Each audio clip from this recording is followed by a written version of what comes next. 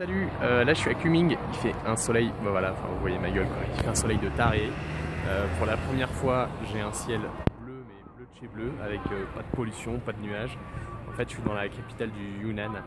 Et bon là, Kunming c'est quand même une grosse ville, l'idéal c'est d'aller un peu plus dans le nord, il y a des trucs super beaux à voir.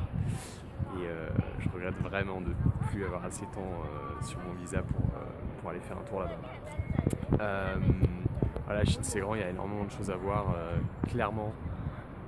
Si j'ai l'occasion de revenir en Chine, et j'ai bien l'intention de me donner cette occasion, c'est ici que je viendrai direct, et j'ai trop envie de voir vraiment. Il y a vraiment beaucoup de gens qui m'ont parlé du Yunnan quoi. En Chine il faut voir le Yunnan. Pourquoi j'y ai pas été? Parce que j'avais envie de voir aussi Pékin. Pour moi aller en Chine sans passer par Pékin, sans voir la Grande Muraille, c'était juste pas possible. Et désormais ce sera pas possible de revenir sans venir au Yunnan. Et de me poser davantage, parce que c'est vrai que là j'étais vraiment dans des grosses villes, même les petites villes ici elles font 2 millions d'habitants, donc voilà, c'est pas forcément ce que j'avais prévu de faire.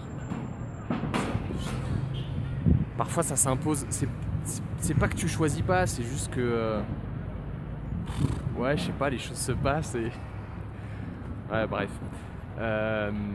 Donc voilà, l'objectif là c'est d'aller au Laos. Je récapitule pas les galères des 2 derniers jours, je ferai ça dans une prochaine vidéo.